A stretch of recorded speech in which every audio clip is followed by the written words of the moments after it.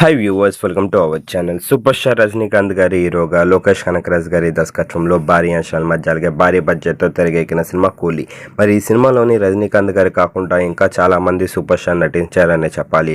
దాంట్లో చూసుకున్నట్టుగైతే నాగార్జున గారు, అమీర్ ఖాన్ గారు, ఉపేంద్ర గారు ఈ సినిమాలోని ఓ ముఖ్యమైన పాత్రలో కనిపించారు. ఆగస్టు 14న వరల్డ్ గ్రాండ్గా రిలీజ్ అయిన ఈ సినిమాకి మరి ప్రతి ఏరియా నుంచి కూడా సూపర్ ఓపెనింగ్స్ లభించాయనే చెప్పాలి.